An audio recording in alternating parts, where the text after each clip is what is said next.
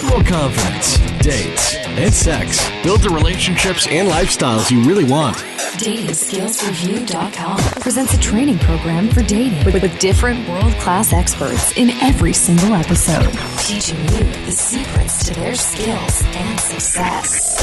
Dating Skills Podcast, the podcast for men. Welcome, episode 46 of Dating Skills Podcast, and we have a huge subject this week. Why did I say huge? This was actually the biggest problem I had to personally get over myself in order to get more successful with women and to get kind of a lifestyle I wanted in terms of dating. It's also the most common barrier for all men. So it's not just me, I went through it, so I really understand it myself. It took me a little while to get over it, but I know that it's actually the blocking point for most men also. So once you've got round to being able to approach women, being able to talk to them, make conversation with them, learning how to attract them, what comes next? The next thing is getting physical, sexual with her. So making your move, kissing her, learning how to take her home, how to take her to bed. All of these things we have a lot of fear over. Most guys have a lot of fear about making the move because, that's the point that they feel like they're going to get rejected, and it's going to feel the worst if they do get rejected.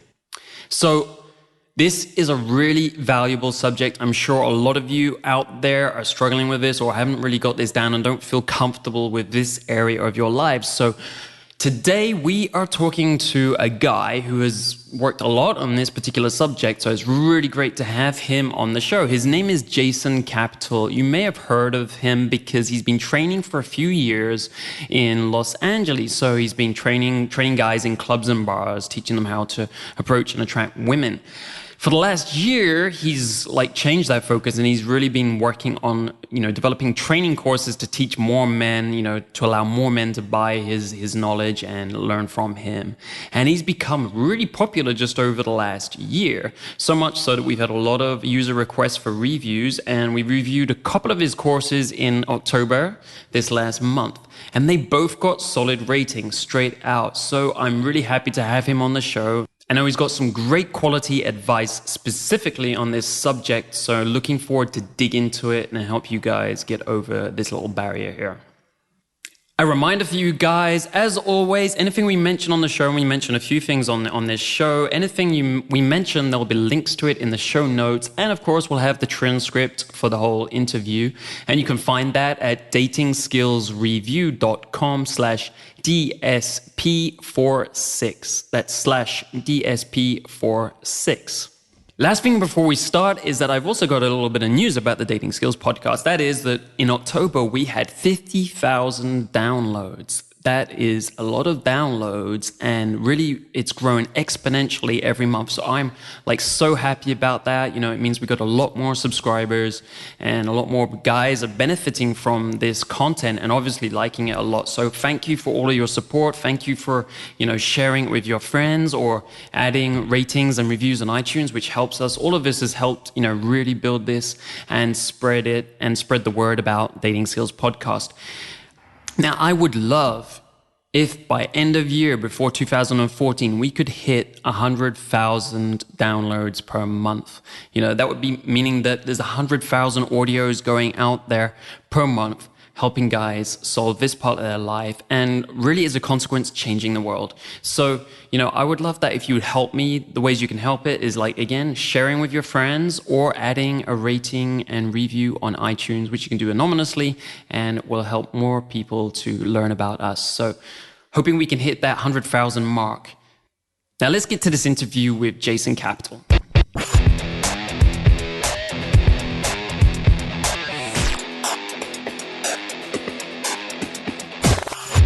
Hey man, it's good to have you on the show. How are you doing today? I am fantastic, sir. How are you?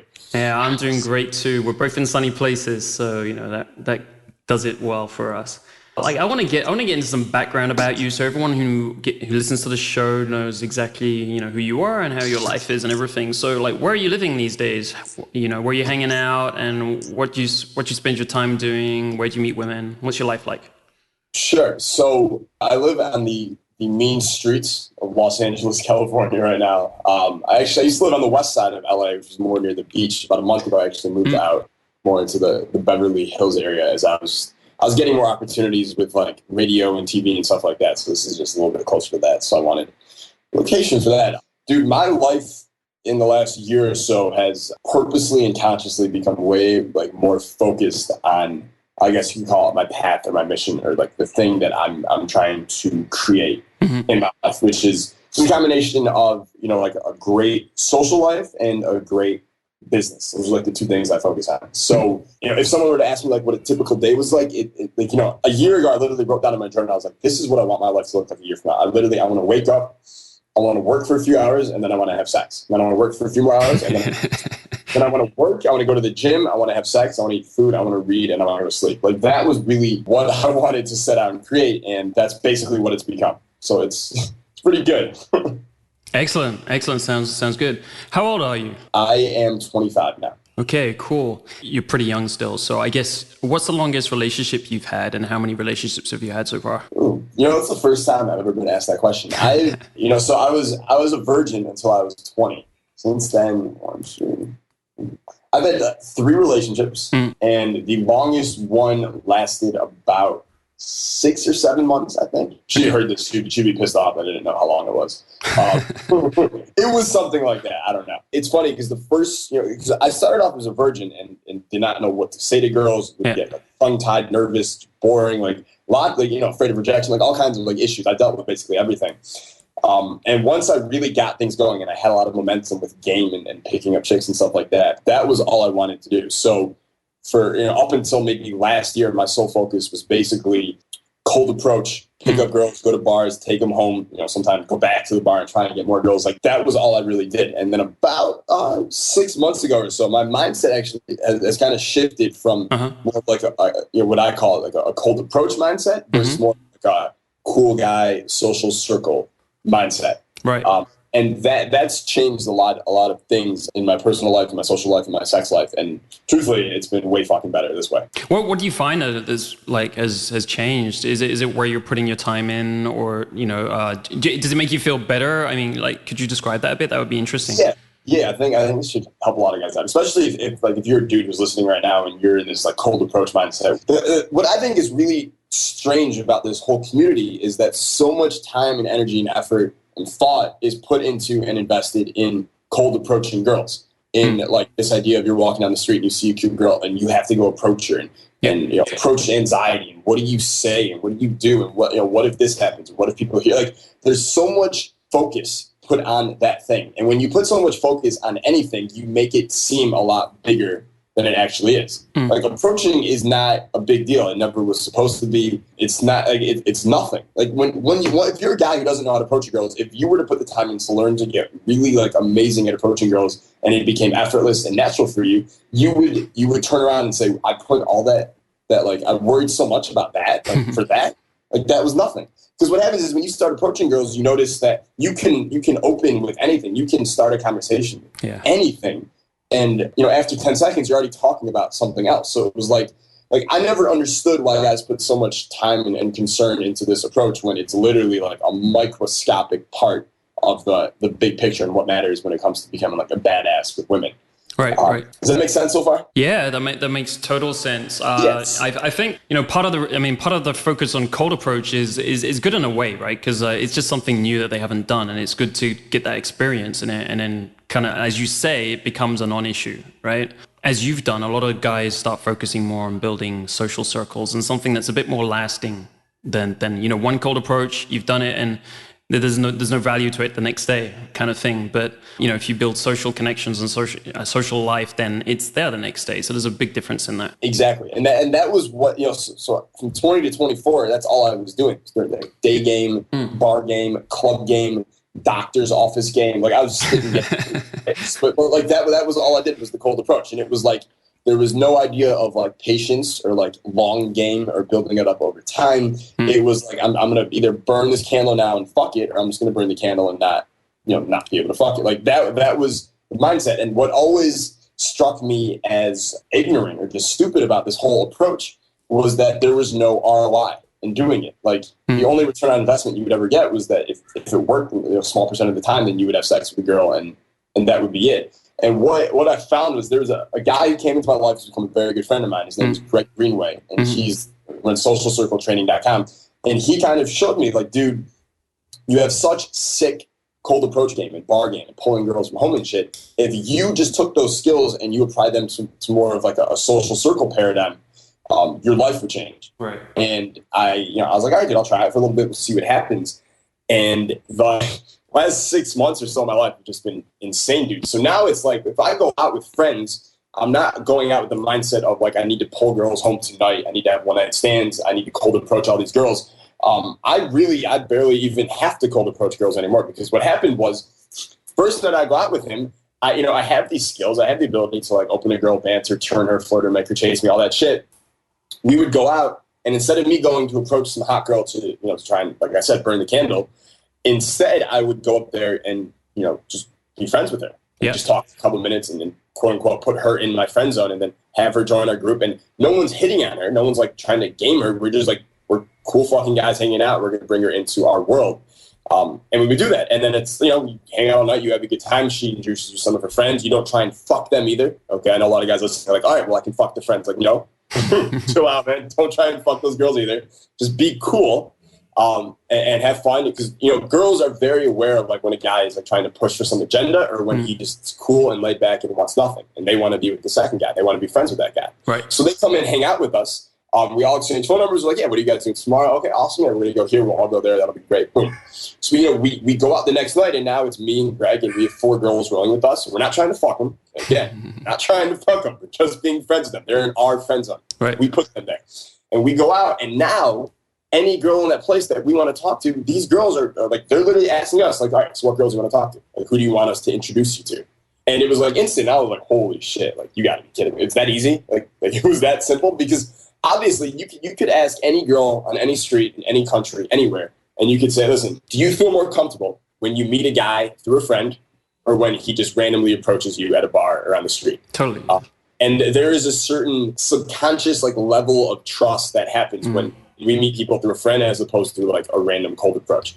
So all of a sudden, all these 4 years I spent in the fucking trenches, like getting this cold approach thing and like getting the first 5 minutes fantastic, and the seduction and all that shit. When these girls would introduce me to random girls in the bar or at the pool party or wherever we were, like, it was so easy. Like, I was like, this is so fucking easy now, because I don't have to like turn these girls and make them trust me and like do all this shit. It was just like, I just get introduced, flirt with them a little bit, and then at the end of the night, pick the girl I want. So that has been like the biggest evolution in my game, dude. Does that all make sense? Is that all clear? Yeah, that's great. And one of the words you brought up a few times was fun. And like, I think some guys are doing this, like, it's got to the point where they're not really having fun anymore, or they're not having fun because it's just this competition against themselves. It's against their ego and stuff. And they kind of forget what they got into this for, which is to have fun in the first place, right? And if you're not having fun, then what are you doing it for? So, you bringing that up all the time, like, obviously, if you're going out, you're having fun, then, that's going to be a great part, a great addition to your life just in that. And as you say, that, the other things that you want come with it anyway. Exactly. And one of the things that I teach my guys all the time is this idea that, I don't like to talk too much about state and like getting into state or whatever. Yeah. Then again, it becomes like a competition with yourself. Like, you have to get into state. Like, you're not good enough right now. It creates all these kind of self-defeating thoughts that don't help anybody. But like an invalidated state, in a state where you're trying to prove something, you're putting yourself in like a low status state all the time. That's not going to attract anybody. But if I'm going out and I'm always social, because I have this social circle now, and I'm always just having a good time, and I'm always playful, I don't want anything, and I'm laid back, and I'm doing all these things, then very, very quickly, that's going to become my default setting all the time. So fun isn't something you have to try for anymore. It's just something that you are. Right. And I'm sure you're having, like as you said, you're having a much better quality of life, and you're having a lot more fun with it. How many women have you slept with in your lifetime so far? I stopped counting after 100. I like shudder to say that, just because like, there's a girl I'm seeing right now that's been pretty consistent. If she listens to this, she'll get mad at me. But yeah, I stopped counting at over 100, and it was more like the validation of like that numbers and then stuff like that. It kind of becomes meaningless after a while. Like, I truthfully at this point, I would probably take away a lot of those girls if I could just pick out the ones where I had the best connection with, or the sex was the best. And instead of having sex with 300 girls or some shit like that, like have sex with 30 girls, but make those 30 girls like way more intense and the sex is way better and everything. That's a great point. You know, you focus on the experience rather than the number or anything. Exactly. Yeah. Exactly, man. But, you know, if you want to talk numbers, the one thing that I can tell you is when I first started, like 20, 21, 22, I would go out every night and I was like the makeout king. Like that was like my thing for a while, just like getting makeouts, you know, and that was a barrier actually. It kind of became a barrier for myself where I was like, I would rather make out with 8 girls in a night than take any home. Like that was something I had to kind of fix on myself. But my friends actually created something called the 15-minute rule for me back in college. And it was just based on us going out and they would just watch me with every single girl. But it was basically, I didn't talk to a girl for more than 15 minutes without at least making out with her once. And that was pretty crazy when they kind of like, I mean, obviously my ego was like, fuck yeah, that's awesome. But in general, like, I think to myself now, I'm like, damn, that was pretty crazy. Like, cause it basically what would happen is, my style is very polarizing. I don't like bullshit around. I kind of get to the point and lead it where I want to lead it.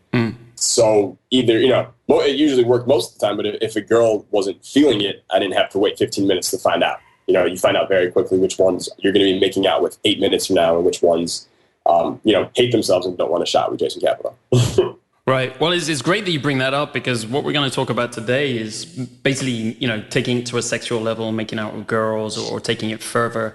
As we were reading some of your stuff, we just reviewed some of your stuff that focused on that. So I thought it was a great topic to focus the interview today on. Yeah. Basically, it seems like that pretty much since you started, you've been pretty sexual yourself because you've been making out a lot and did you have the barrier kind of yourself where you weren't able to do that? Or when you first got into this, were you kind of able to deal with that? Because a lot of guys, that it really seems to be something that they get stuck on, that they'll get over their approach anxiety, they'll start talking to women, but then they just can't lift it from there. They want to pull a trigger, whatever you want to say, but they just won't move it on from there. Where did you kind of come from? I think that barrier that exists in a lot of guys, it has to do with them not being fully comfortable with themselves.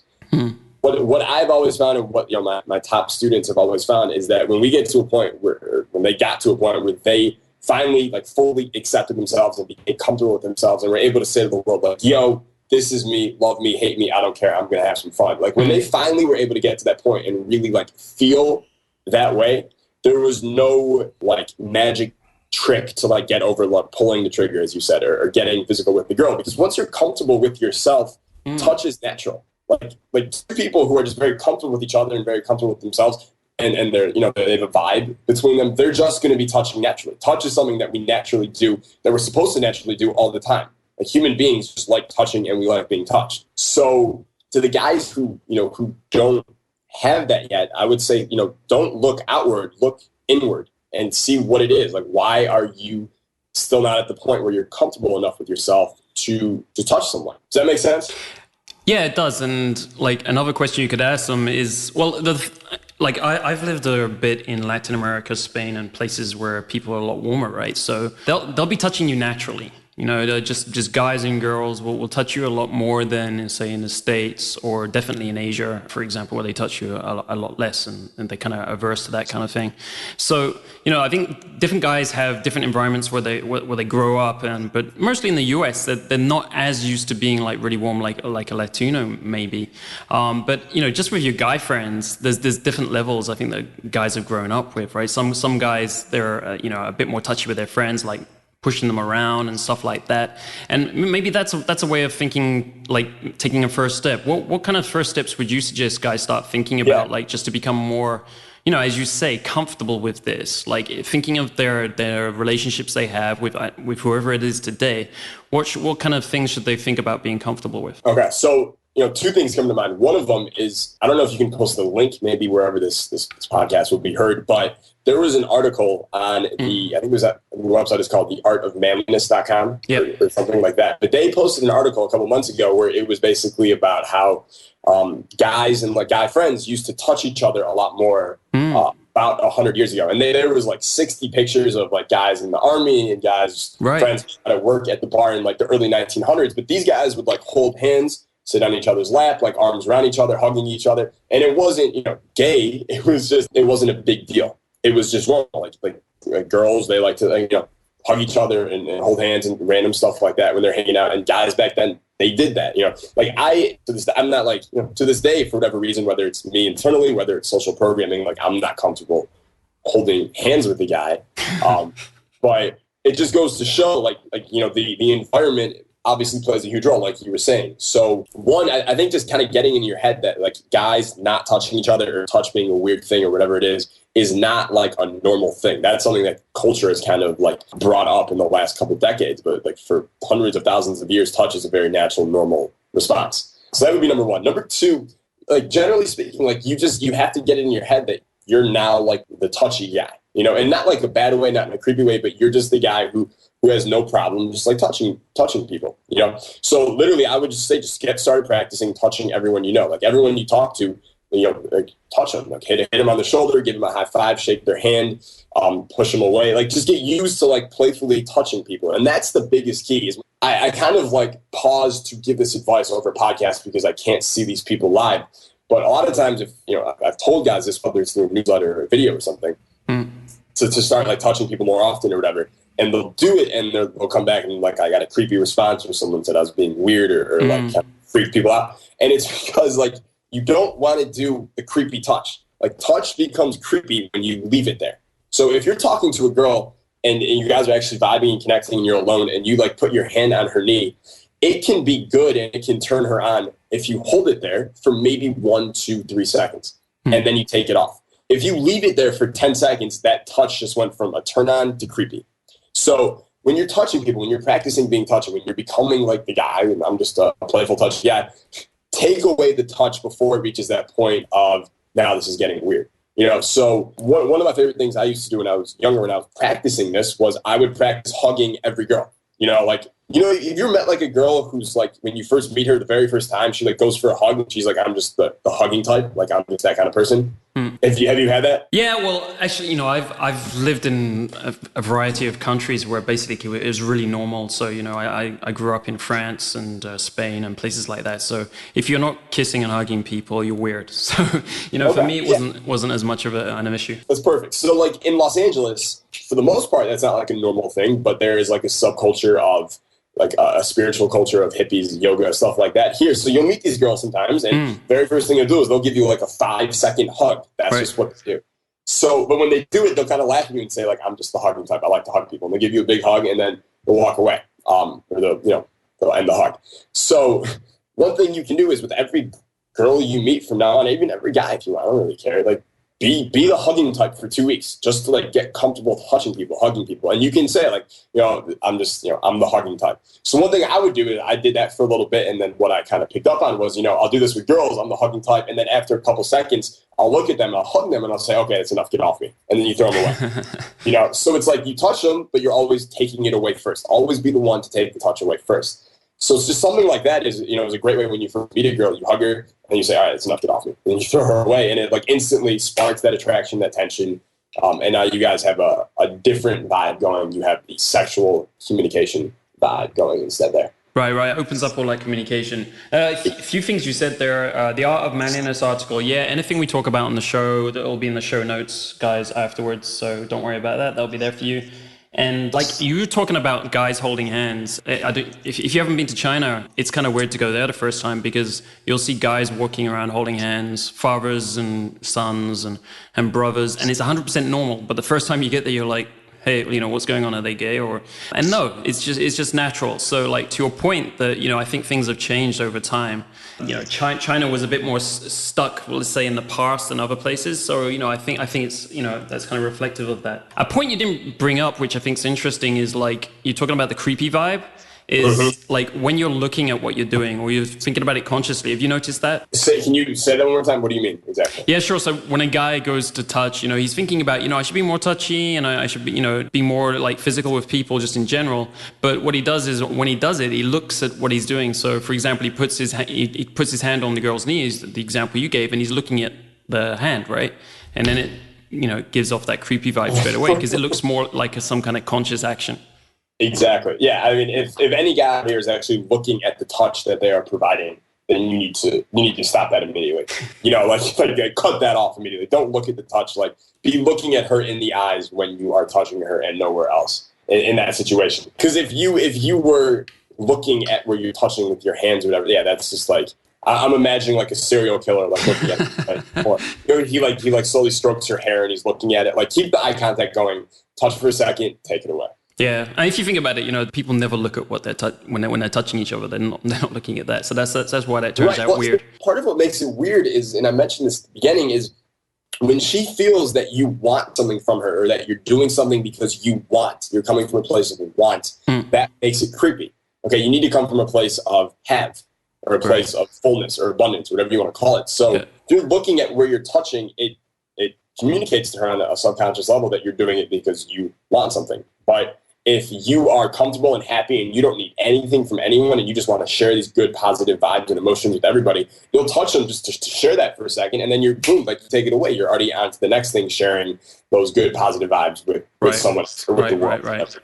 Well, because the whole thing of touching is that you're not thinking about it when you're doing it. People just do it naturally, right? So if you're actually looking at it, it's like, okay, that's kind of weird because you must be thinking about it if you're looking at what you're doing. We touch, like, if you're having a conversation with someone and you guys are like laughing about something, like, you might slap each other on the back when you're laughing, and we don't think about why we're doing it. We do it because we're feeling great, and we almost have this overwhelm of positivity and happiness coming through us, and we want to share it with the other person. Like, we literally touch them to share it, and then we take it away. There was no intent to get something back from it. It's purely from a place of giving and wanting nothing in return, which is incredibly attractive. Well, so we're talking a lot about like physical touch here. Is this the main thing that makes things sexual, or is this the main barrier? Like physical touch? Yeah, is that the big thing? It's, it varies from guy to guy. I will say that if you talk to a girl for more than like 10, 15, 20 minutes and you guys haven't touched yet, you're fucked. Okay, you're totally fucked, because you can be saying all these magical words and everything can be spewing out of your mouth like a rainbow of game and shit's going great. Yeah. But if that's just one level, and that's just a very small level of the communication between you and her. If that's going on, but there's no, on a subconscious level, there's no like touch going on, there's no framing of this is man to woman, of this is sexual, then the words are great, but it doesn't mean shit to her because, like I said, like the words to her are like 10% of it. Of like setting the frame here of what's going to be important, but like 90% of it or whatever, I'm just pulling out arbitrary numbers here, but a much bigger part of it is what's going on a subconscious level. And if there's no touch between you guys, then it's not sexual. It's just verbal. It's basically, if you're spitting great game but you're not touching her, it literally looks like to her you're just saying words to impress yourself. Like you're impressing yourself with how good you are with your handle of the English language, but you're not actually interested in her. You're just kind of running a monologue on yourself to make yourself happy, but you're not actually interested in her. Yeah, totally. So have you got any like tips on things, like easy things for guys to kind of introduce this physical touch, easier ways to do it? Yeah, well, number one, touch right away. Like don't wait for a moment to touch, like set the tone immediately that you guys are just going to be touching each other. That's just how it's going to be. That's just how the relationship is going to be. So when you first meet her, hug her, right? And then throw her away. Excellent. And then first. And then, a couple seconds later, you find out that she's from Arkansas. And you say, God, I love girls from the South. I love girls from the South. Boom, fist. And give her a fist bump.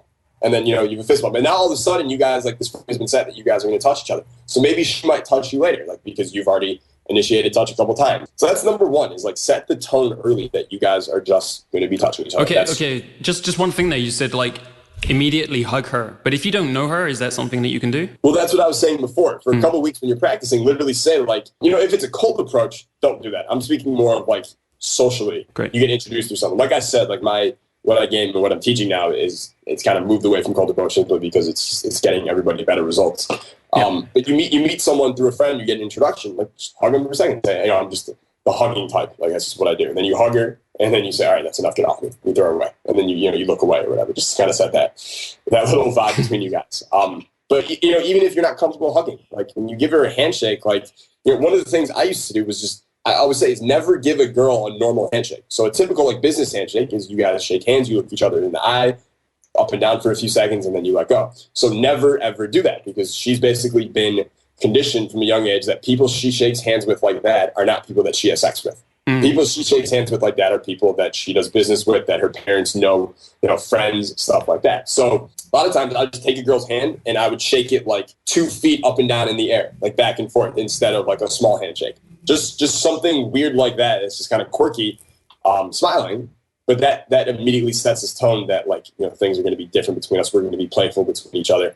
It kind of like a lot of guys are like, how do I go from this gap of like being polite with a girl to like really getting into banter and tension and attraction and stuff like that? Well, you do it by, leave yourself the hole and the gap to do it from the beginning. So the minute I meet a girl, if I'm shaking her hand all crazy and being playful, then I can, that tone has been set. Not only has the touch been set, but the playfulness between us has already been set too. So we can go into that kind of naturally anytime we want now. Yeah. That's an important part of the physical interaction, right? The playfulness vibe to it. Yeah, you can't. The thing is, any touch, it can't be serious. It can't be heavy. Like really, in any type of seduction, you want to keep everything. Everything should be light and playful and fun. Anytime you bring seriousness into it, you're kind of weighing it down, and it kind of becomes. No one likes heavy things. No one likes really heavy, serious shit most of the time. Like we like the light stuff. We like the fun stuff. We like the adventure, the excitement, the unpredictability. So keep it light. And that obviously includes your touching. That's why I said like one of the best things you can do is, when you touch, is to always take the touch away first. Before she can pull away first or anything like that, you can take it away first. Because that's like, it gives her a taste of it, and then it leaves her wanting more, kind of like the old David D'Angelo principle of 2 steps forward, 1 step back. Yep. Which kind of sparks some tension there, some want in her. But also you can actually make a whole playful game out of it. So like I said, the hug thing is one way to do it. Like you hug her and then you throw her away before she can end the hug first. Or maybe she says something cool and you're like, dude, that's fucking awesome, high five. And then she goes to give you a high five and you take away your hand and she misses. And then, it's like little games when you were 8 years old and she goes to give you a high five and you take away your hand and you're like, dude, what's wrong with your coordination? Like, here, just give me a high five. My hand is right here. Like, hit it. And then you do again, and you keep playing with her, and it's just playful. But like, if I do that to a girl, like the high five thing, and I keep taking my hand away, and she starts laughing and giggling and getting frustrated, I can literally just after a while, just be like, okay, fine, come here, and then boom, I give her another hug, like just like joking, like we're still cool, I'm just playing with you, and then you take it away first again. We keep the touch playful. Definitely keep it playful. It's not a big deal, and if you can always remember to take it away first. Yeah, excellent. So on a cold approach, what would you do differently if you wanted to initiate contact pretty quickly? One thing, obviously you can do the handshake thing. Yeah. Like you can just say like, it's... just stick your hand out and... Yeah, just shake your hand a little bit and then don't give her a normal handshake. Like make it a little weird. Like I could even take a girl's hand on a cold approach and be like, nice to meet you. And then I'm taking her hand, just kind of jokingly smiling. Like instead of going up and down, I can kind of like turn the hand sideways for a second and then look at it and be like, sorry, I'm just, I've been terrible at handshakes ever since the accident when I was a little kid. Just something like that. It's hilarious, but it's like it instantly sets that playful vibe between us. We have that playful touching between us, and it's just there. It's like it sets that tone right from the beginning. Excellent. So, are there also verbal things? Because I think you're known as a bit of a kind of sexually direct guy. That's kind of your style, and it goes back to what you were saying earlier. That sounds kind of you try to make things very straightforward instead of complicated, like some of the indirect game does. So, in terms of verbally, what things would you be doing that, let's say, like raise the sexual bar more quickly? Early on in the interaction, one of the best things you can do verbally is I like, especially if it's just been kind of playful, but it hasn't been sexual, to just say something like, one of the things I always used to do was just like ask her what she does for a living. And, which is like, obviously it's a question you're never supposed to ask, right? Not that it really matters. But you get her talking about her job and you're just like kind of nodding and you say, it's cool. And then you pause for a second. Let's say she said she was a hairdresser. Yeah. You're like, yeah, that's really cool. It's weird though. I can never date a hairdresser. You just say something like that. And what it does is it's like a verbal like disqualifier. It kind of pushes her away a little bit, but it also communicates that you were considering her as a potential girl in your life before that. So it's like you guys are having fun. She tells you a hairdresser. It's awesome. It's just too bad I can never date a hairdresser. And it's like all of a sudden you set this frame of you were considering her, but now she's not good enough for you. And now she has to work for you to kind of like work it back. So that's something you can do really early. And then once you kind of have a vibe and like it can clearly tell you're both attracted to each other and you're like, how do I go from this to the sexual kind of like us connecting part? And one of my favorite things to do is I call it blaming it on her. So when you guys have that vibe going and it's playful and it's attracting and you guys are connecting and there's like all this deep eye contact, stare deep into each other's souls and imagine the future kids you may or may not have. Like when you're there, one of the best things you can do is just look at her and just be like, seriously, like, why are you doing this to me? My favorite question is that. Why are you doing this to me? And she'll be like, what do you mean? And you're like, seriously, like, why are you doing this to me? Like, I'm sitting here trying to have a good time tonight. I'm trying to relax. And you seriously have to be here looking all cute and sexy and charming and be this fucking cool and making me want to kiss you right now. Like, seriously, you need to stop it. You know? And you say something like that, the sexual tension just skyrockets. And it's, you know, I hope for the listeners, it's not very hard to see how 10 or 15 seconds from there, you go from saying that to making out with her or the first kiss. Yeah. So I think guys really struggle with making the connection, even if they start, you know, doing this push and pull kind of stuff. Then they still struggle to like that one moment when you're doing the kiss. Is there anything you specifically advise on like maybe there's a signal you wait for, or you know that there's something you would do to, you know, move to the kiss? Is there anything like that you tell guys to do? One is the Hollywood moment, like that wasn't created by Hollywood. Like, people have been first kissing like that for a long time. So if you're like really connecting with the girl, you guys are like, you know, the vibe is there, it's playful, there's been some touching back and forth playfully going on, and there's a moment where you guys are kind of both laughing and you're like and then you both, the laughing kind of stops and the eye contact just holds. Right. And you kind of hold it there for just a second as the tension kind of builds, and you let it build for a second because obviously the tension creates the desire for her to want to kiss you. So if you're just laughing and then you go for the kiss, like, you can't do that. You need to one, spark the tension first and then you kiss her.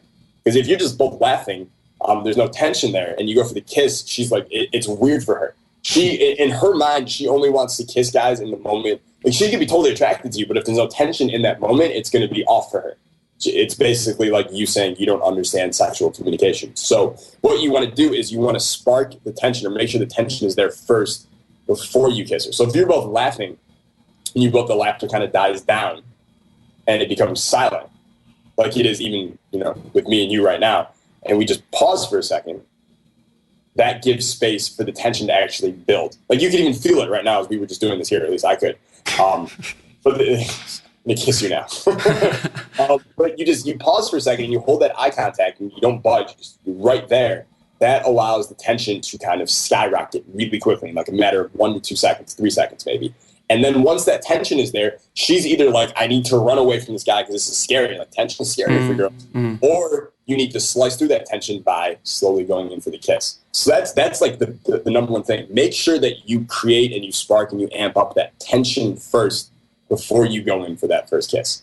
That's a really excellent point, and I haven't heard that as well explained. You know, it's really this pause, and it's kind of like slowing things down as well. Because if you're laughing and you're messing around and suddenly you go for a kiss, like, you know, maybe her mouth is in the wrong place and it becomes awkward, or, you know, maybe she's half laughing and you're kissing her in the middle. You know, there's also that potential for like kind of creating some kind of awkward moment when she's totally surprised by it. But you're also, when you set this, like, you know, you slow it down a bit, you build the tension, you're also giving her time to realize what's going to happen, right? So, you know, you're going to miss out on any of that awkwardness.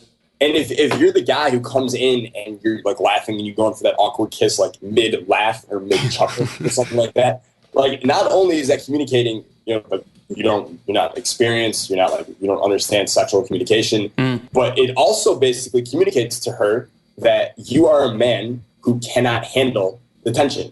Now, like I said, girls, like, they'll get nervous by tension, they'll be afraid of it sometimes, which is fine, which is normal. That's what feminine energy is.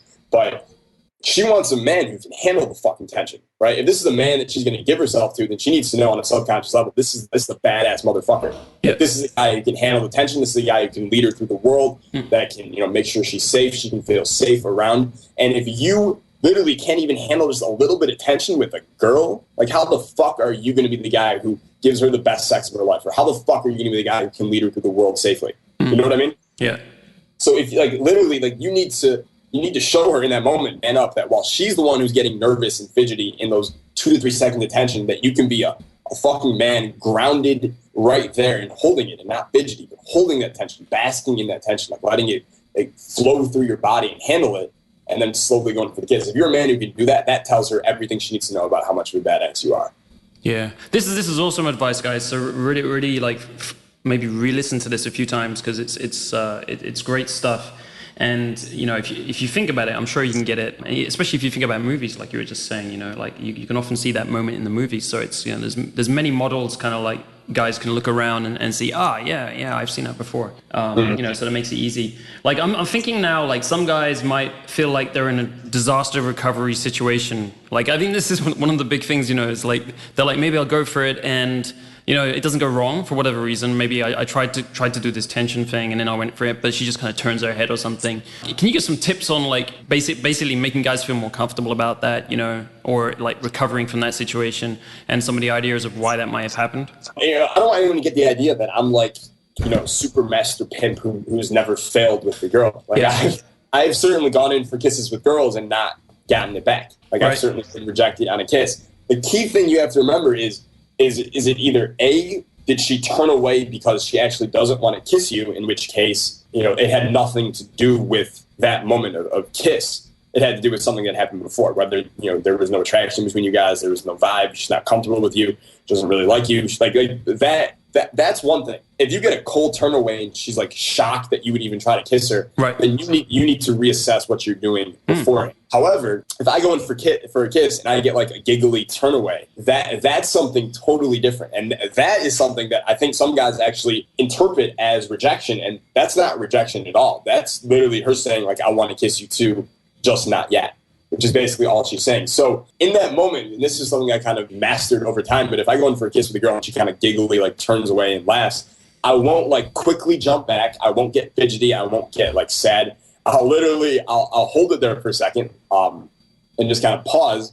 And then I'll slowly kind of smirk and like lean back a little bit. And I'll say something like, good, I'm really glad you just did that. You kind of just take it away. And she'll be like, what? You're basically stealing the frame again. And she'll be like, what? Like, why are you glad I turned away? I'm like, well, I'm really sensitive. Like, I think you should take it slow. Like, I understand you're the kind of girl who's probably not that experienced. So like, it's good. We're going to take this slow, and you kind of like verbally jab her, and all you're doing is basically pushing her buttons so that 5 seconds later, she's going to kiss you. I mean, I think you gave a really clear distinction there.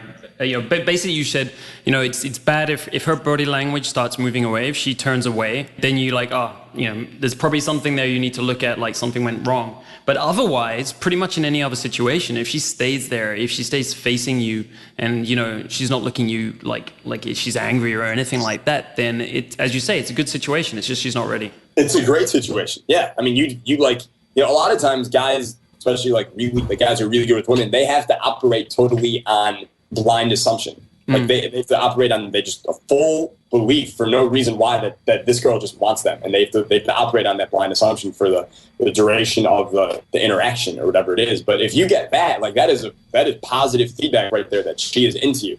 She wants to kiss you. Like you have your confirmation right there. One other thing, dude, that I do want to add. Is that if that does happen, you go in for the kiss and you get like the giggly turn away, or like she's like slowly like not yet or whatever it is, like do not make the fatal mistake of making that a big deal. Okay. If you make that a big deal, then she will not want to kiss you ever. Okay. In that situation, do something like I said, playfully, like laugh it off, like relax about it. I love what I said. Like, I really think you should just say that. Like I'm really glad that just happened. Like we don't want to be kissing yet. Like, cause we're clearly not attracted to each other, because clearly things would move too fast. Clearly, like you become addicted to me and like that. Yeah. So, like play that off, like keep it cool. And then instantly start talking about something else. Right. Yeah, that's definitely a key point. And like, I think easier maybe for some guys, like you were talking about proactively handling it, yeah, with some of the things you were saying before. But if, for whatever reason, because they're kind of shocked or whatever, they're a bit nervous because they just feel like they kind of, they put their heart out there or whatever, and then they try to escalate and they got pushed back, talk about something else and you smile, it's going to be fine as well. Exactly. And don't do it nervously either, because in that moment, she's not really going to be listening to what you say. She's going to be looking to how you handled her not kissing you. Are you cool? Are you chill? Are you still calm? Are you still relaxed? Or are you like nervously laughing because some guy in a podcast told you to play it off? Like she's going to be looking for that. So make sure that you continue to stay relaxed. You're still chill about it. You lean back. You're still having a good time. You're going to be kissing her later anyway. So what's the rush? Yeah. That's really got to be your mindset there. So do you build a sense for when is the right time over time? When you haven't, tried to kiss a lot of girls, then it might be a lot harder to see when it should be fun. Would you say that, as you kiss more girls in different situations, you build a rough sense for it? Or does it always kind of stay Like I just have to try this and see. No. It's something that becomes very internalized very quickly. Especially if you are a present individual, then when those moments happen, it might only take 2 or 3 girls before you get a full sense of, generally speaking, when is the right time to kiss the girl. If you're getting all this experience, but you're not really present during it, like you're still in your head all the time, then it's going to be a lot harder for you to internalize what these things should feel like. Because you shouldn't have to be thinking about this stuff like all the time. This should be something you think about a little bit at the beginning as you're kind of in the conscious incompetence stage, I think is the term that they use. Yeah. But eventually, like you're conscious about it and you baby step it and you kind of get the hang of it. You get the quote unquote feel for it. Yeah. And then eventually it's just supposed to be something that you feel out. Like that's why like these interviews are always good for me, because they make me go back and kind of verbalize all the things that I already do. Because now I don't think about this shit anymore. This is just stuff that I do. It's kind of like it's become very much ingrained in me. I know when I'm supposed to kiss a girl. I know when I'm supposed to go in for a kiss and hold it there and then tease her with it and then not even kiss her and take it away. Like, that's one thing you can do is like, you really want to get a girl fucking going, is get to that moment where she knows you want to kiss her. You want to show her that you're like a man of power. Like slowly lean in for that kiss, build up that tension, go in for that kiss, hold it there right before her lips, kind of look at her and just kind of whisper like, not yet. And then you take it away. And then you go back to something else. And like she literally from that point on can't think about anything else except for this one cocky motherfucker who made her want him so bad and then won't give it to her yet. Because she's like, I have to fuck this guy now. Like literally, I have to fuck this guy. And that's solely a function of combination of you being a badass and her just not being able to handle all of that sexual attention like you can. Yeah, and I agree with you that there's definitely a feel for it, and as you say, you can build this feel for it quite quickly.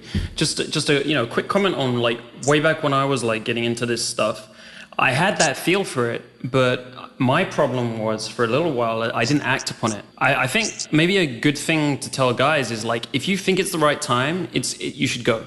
Right? Because you probably already have that sense, but you're not ready, you're just not confident enough to act upon it yet. So if you feel like it's the right time, then it's probably the right time to go. What would you say about that? Yeah, dude, I fully agree. The only distinction that guys need to have there, though, is are you telling yourself it's the right time, or do you feel that it's the right time? Because your gut instinct will be correct. Yeah. Okay. Your gut instinct will be correct. But sometimes we don't want to trust our gut instinct. So maybe if you're beginning, you have some girl and you really like her, like you're new, and a lot of new guys, they get attached to that one really girl that they got a little bit of a positive response from, and they get really into her. And maybe like deep down in your gut, if you were able to get totally alone and just listen to it, you would know what, hey, like I'm not there yet. She's not. She just likes me as a friend. Like she just likes me as a friend. Like I know it. I in my head, I want her to like me so bad, but if I was just going to be honest with myself, I would know that she doesn't really like me. Yeah. I mean, that kind of makes me think, like, when guys are getting into this and they're going on a date with a girl that they like, as you say, and, they probably tell themselves, I better kiss her tonight. I got to kiss her tonight, as well. It's going to get screwed up, right? I think in those situations, if they kind of thought about it too much and they've kind of planned it, that's where they could get into those kind of problems. Yeah. I mean, I totally do. I mean, two things, especially if you're going on a date with a girl, like number one, we can even quote the movie Hitch here, but she already said yes. You know what I mean? Like, as long as she's not using you for like, to pay for her dinner or something like that, like she already said yes to go out with you. So truthfully, at that point, you don't really have to do much. You just continue being a badass and continue being patient, because she already said yes, I am interested. Just don't fuck it up. That's kind of number one. Just like stay cool, and this number one kind of goes along with number two. But you don't have to kiss her on the first date.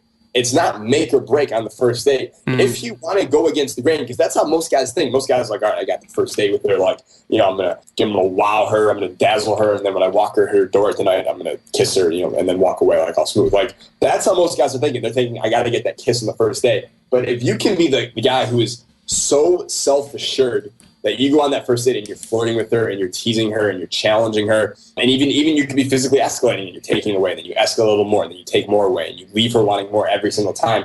By the end of the date, at the end of it, you're just like, all right, I'll see you later, and you just like walk away. That can be just as powerful. If you're a guy who has that kind of patience and that kind of self-assuredness, especially to like a really hot girl who's used to every guy trying to like grope her and get on her immediately, like that is something that can be extremely powerful, dude. I completely agree with you. A quick story here, because this is like something that I started doing a few years back, and I actually kind of do by default these days. I don't go for kisses quickly. I just kind of wait it out, and I'm just having fun. But it all started like a few years back when it was this super, super hot girl who was normally, hotter than girlfriends I'd had before.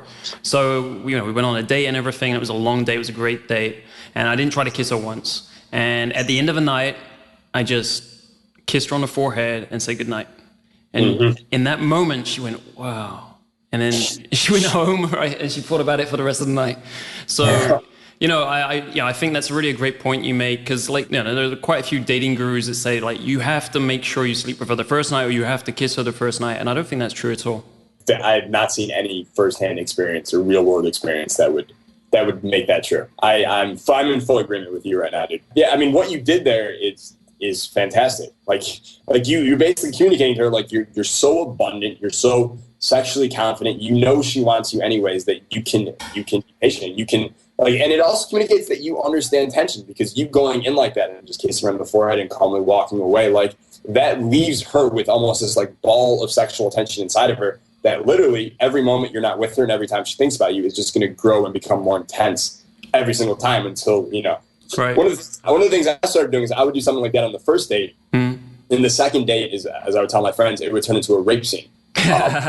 Which it was just the tension was just so much that the date would be cut short and she's like, we need to go back to your place now. Right. And that's solely a function of just that sexual tension just growing inside of her. She's just I have to do something about this. I can't even think about anything else. I can't think clearly until you fuck me. I feel that it makes the relationship better afterwards. If you've got this awesome kind of story at the beginning of the whole thing, it wasn't just a typical hookup or something, but it was this something a bit extra. It was a bit different, a bit more romantic in some ways. I don't know.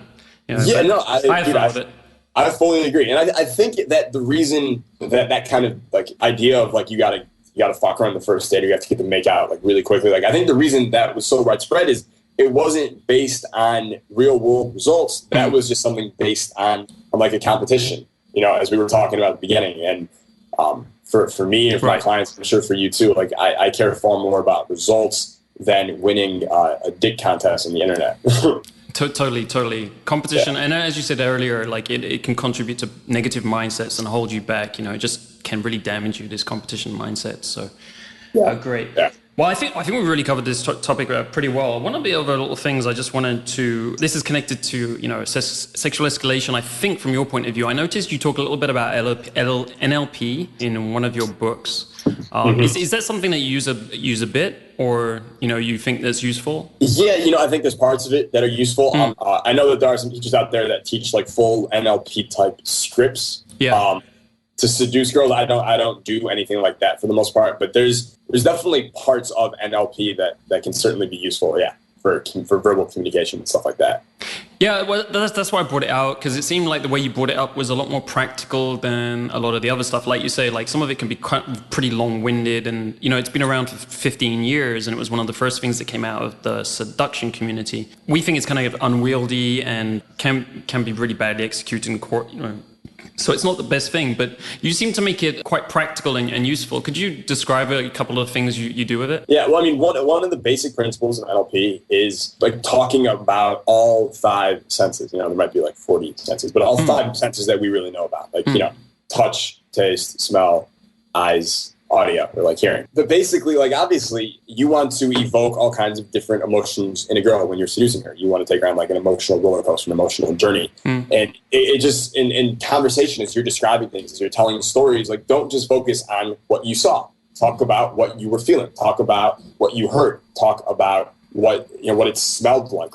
You can kind of evoke different emotions out of her by going through different senses. So don't just focus on one sense. Kind of talk about all of them. That's one kind of basic principle of NLP. Another one is just it's called phonological ambiguity, but it's basically wow, that's a word. It's two words actually. Okay. It's called phonological ambiguity, and what it means is that basically it's a word or it's a phrase or something like that that could mean two different things. So the word whole is a good example of that. When you say whole, it can mean HOLE. It can mean WHOLE. It has multiple meanings. It's got an ambiguity to it. So that's something you can use. You could, like, this is kind of the premise of like the NLP seduction stuff, where it's like you make it sound like, verbally that you're talking about one thing, but you're actually communicating something else to her subconscious.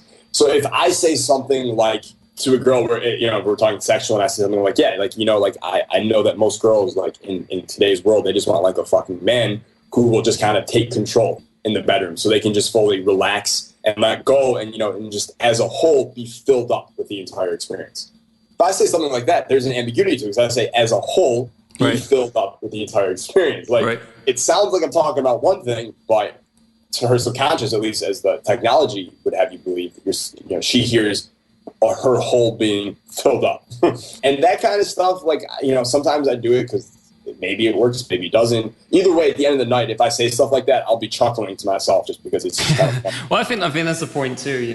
It's kind of a fun thing to do as well, especially when it's already getting a bit physical with the girl and stuff. So it's kind of those innuendos as well that she might giggle at as well. If you ask me, like, just good sexual innuendo, like James Bond style, is far better than anything I just said, like any NLP stuff. I think that stuff is much more powerful. I wouldn't put a lot of investment into the NLP in terms of like the actual content, but I think there are certain principles of NLP that you should be using in your communication, like talking about different senses, like opening different loops in stories. Like if you're telling a longer story, stopping at certain points and getting check-ins from the person listening to make sure there's different things like that, using colorful language.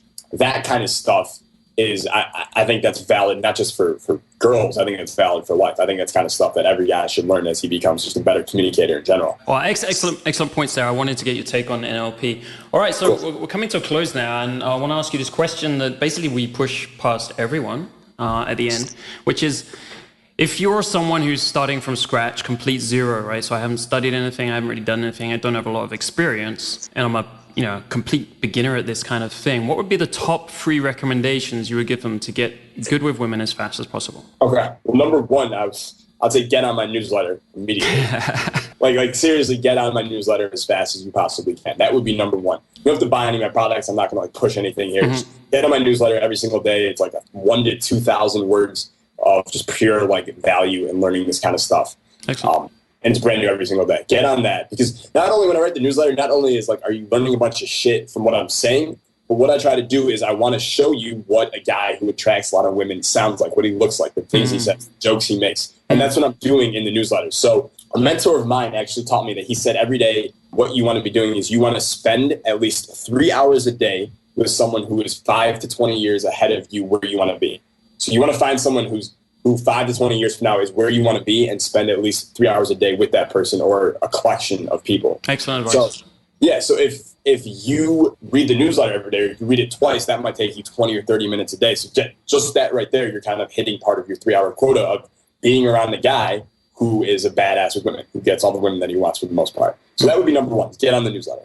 Number 2 is just start flirting with every girl that you meet.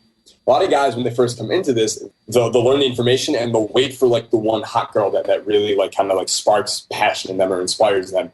And you, as a beginner, do not have the privilege of being able to do that. I might be able to do that because I've been pushing this shit for 5 years to kind of turn it on whenever I need to.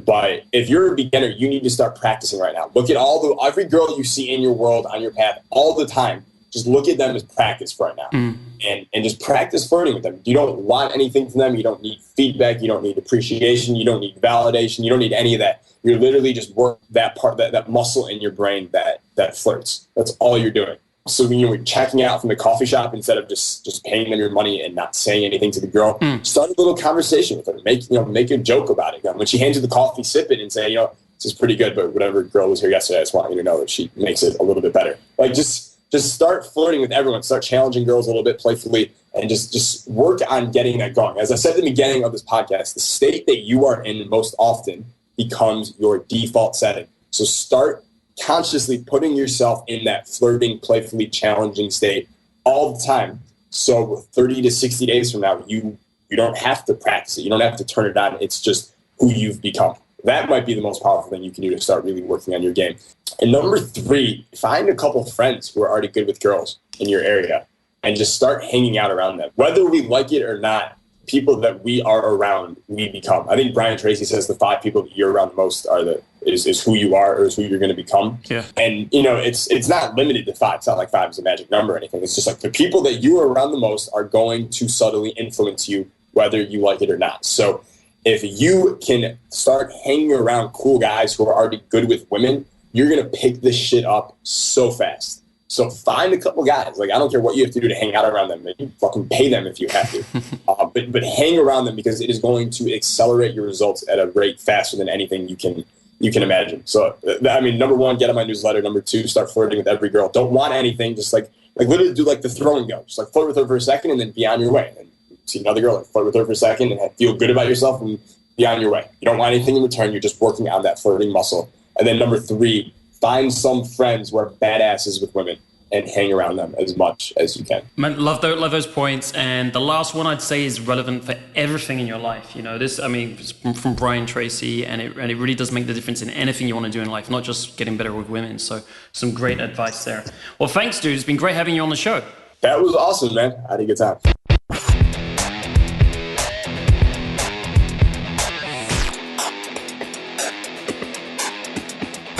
Some great advice from Jason Capital there on sexual escalation and getting physical with women in a non-creepy way. Very important, guys. So, I'd encourage you to really pay attention to some of the details and maybe go over it twice, because you don't want to make mistakes in this area and creep anyone out, right? So have a good listen to this interview, because there's some great advice on just doing this naturally, right? On escalating naturally with women and being normal about it. So really, hoping this is going to help you a lot. Reminder that you can get the interview transcript and links to everything mentioned on the show, including those articles that Jason mentioned, at datingskillsreview.com/DSP46. Also, once again, if you could give us a rating on iTunes, that would be appreciated enormously. Shooting for 100,000 by the end of 2013.